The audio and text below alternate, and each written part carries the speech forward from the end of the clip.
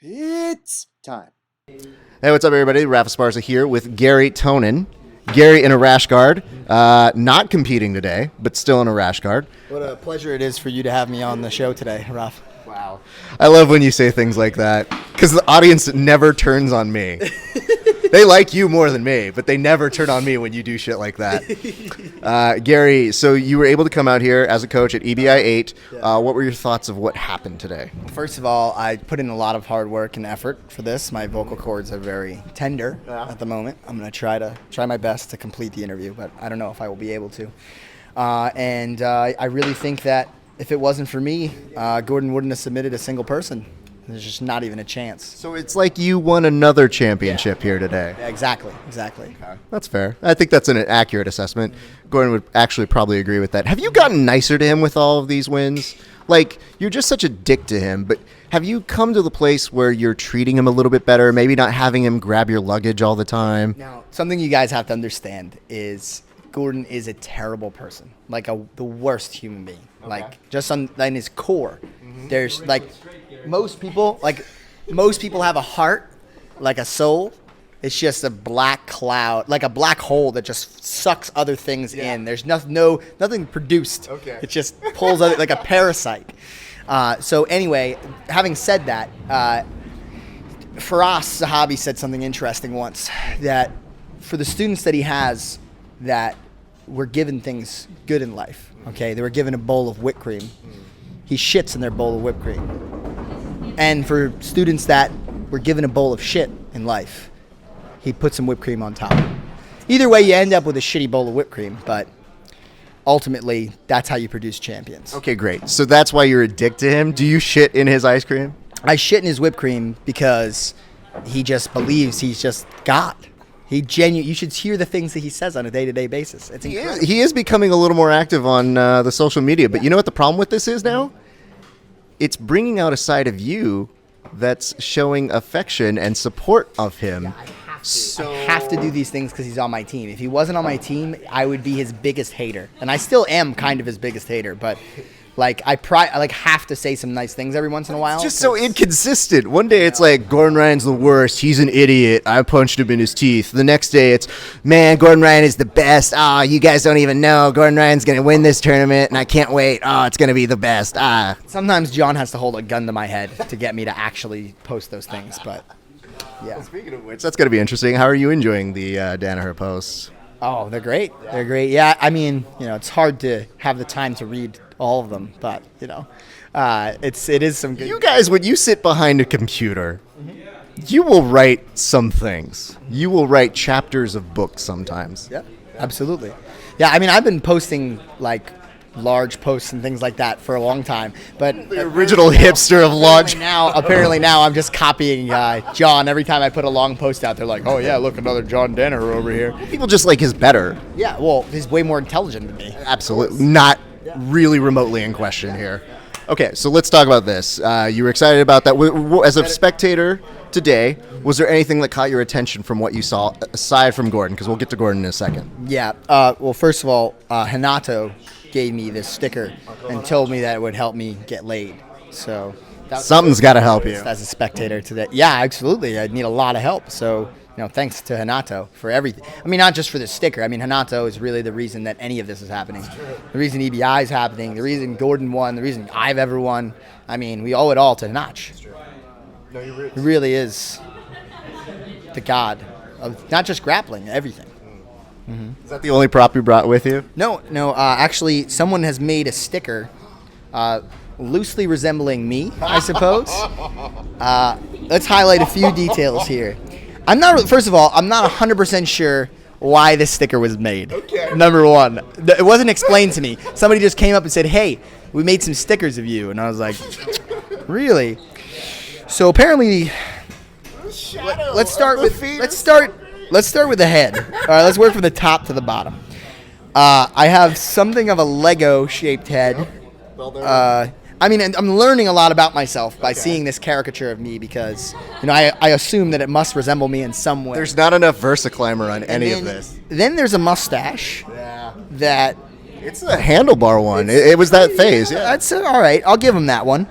Then the ear isn't very fucked up. So that's a Should miss. at least be a womp. Yeah, that's a miss for sure. I mean, dude, And it that's looks. the bad one. Here's the good news, though. Look at that. That's kind of Burt Reynolds-ish. So it's a good person to be around. Yeah. Yeah, I mean, anything is going to be more handsome than me, Then we have the torso, which just looks like a fucking... I have, like, sausage fingers. I don't know, like, what... Normal. And... I don't know. Well, they give me a little bit of an ass, so that's for sure. That they got that part right. And then I have cankles, so that's good. I definitely do. I've just never really looked at you, so Yeah, I don't know. I don't. No, Yeah, pretty normal. pretty normal looking feet. And then I don't know what's going on with the puddles of blood underneath my feet, or maybe they're shadows. But anyway, I guess I'm criticizing too much. I don't really know. I don't even know who drew this, so sorry to you. But here's the good news. Look at this. I prefer to think of this right here. That's just the trail of blood of your opponents. Yes, that's what I like to that's think. what we're going to Yeah. go ahead and call Yep. on that one. All right, let's talk real things. All right, so who else were you impressed with tonight? Who else was I impressed with? EBI, it's people. They competed. Who were you impressed with? Megan's over there, the timer of the event, is telling me that I should perhaps mention her. She doesn't need to. It was, mediocre at best timer quality. But no, she does a good job every event. If it wasn't for her, because apparently there's no way to put the times of all the overtimes on the. You think we have that money in They jiu-jitsu? don't have that kind of. There's nobody that uses a computer at Eddie Bravo's school, I guess. But yeah. Eddie Braj. Okay, so talk to me about Gordon's performance. You normally are very critical of him. Did he do things well today? I mean, he lost himself $5,000. That was probably the most important takeaway. I was sitting there and I just go, first question I get with Gary is going to be like, well, he lost money. Yeah. I'm going to be like, well, but he won the whole thing. Yeah, I guess. Whatever. There's a famous story that John used to tell us about a judo practitioner. It's like the youngest guy to compete. Told this story on the last interview we did. I'm not 100% sure the name of the guy because John told the story and I never remember anything. I just remember the important part. There was a 17-year-old, first 17-year-old to win All Japan's judo tournament. And his sensei walks over. He sees that the doubt in his eyes. He just punches him square in the face. And that's what I did to Gordon Ryan before his Rustum fight. Yes. Got punched in the face, though. That's the point. Like, you treat your students the way they're supposed to be treated. If he doesn't win clean, then he gets punched in the face. That's how it works. punching him in the face? Supposed to learn. All right. You punch him in the face then? Yeah. That's all true. It's true. Yeah. So anyway, I guess I don't get to tell the story because I told it last time. I'll just replay the fucking bullshit and put a link in there. I never remember anything. The point of the matter is that he deserves worse than what he's getting right now. A punch in the face. Well, he did great. He won. Let's talk about what's coming up next for you. I hear you're in Florida next week. What's that all about? So I am going to be competing in Grappling Pro. It's a new organization that is a loose mixture of freestyle wrestling, jiu-jitsu, MMA, and tap dancing. And I'm not really sure what's going on there, but you can score points for pushing people out of bounds, carrying them out of bounds. You get points for being the last person to score a point. I think they're just going to throw points up. That's pretty sick. Haphazardly. It's going to be pretty interesting. You get 20. That was 49. You get a point. You get a point.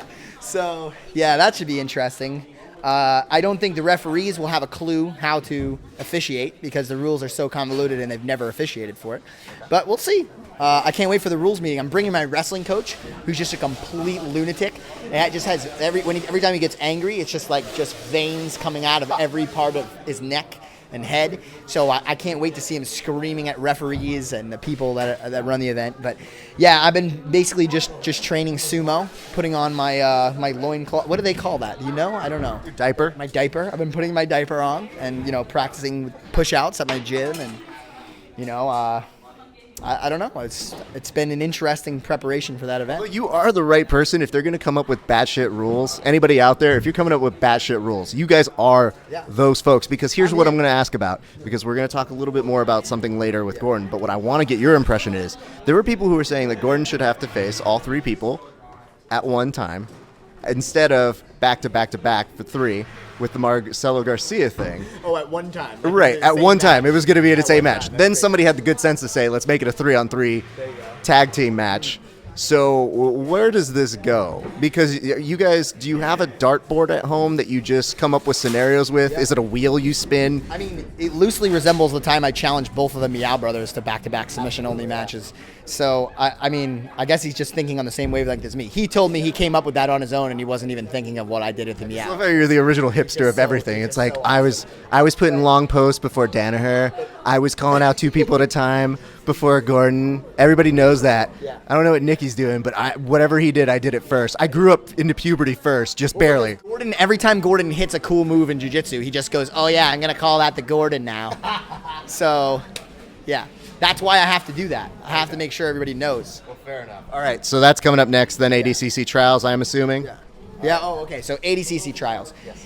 ADCC Trials has 6-minute matches, 3 minutes of which you can't score points.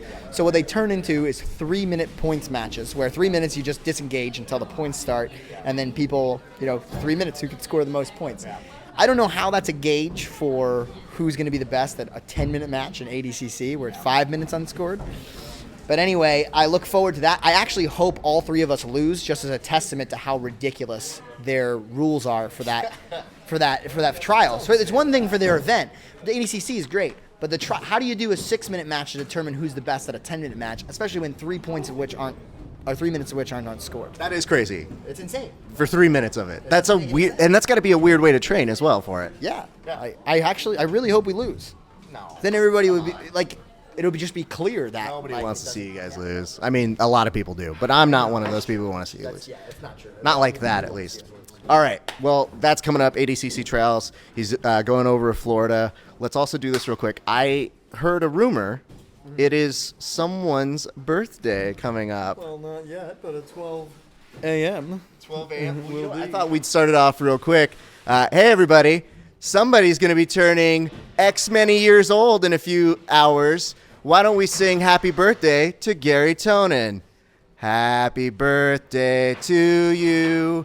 Happy birthday to you. Happy birthday, dear person discovered by Holic. Happy birthday to you. Garry Tonon, everybody. Always good running into him. You can check him out on the internet.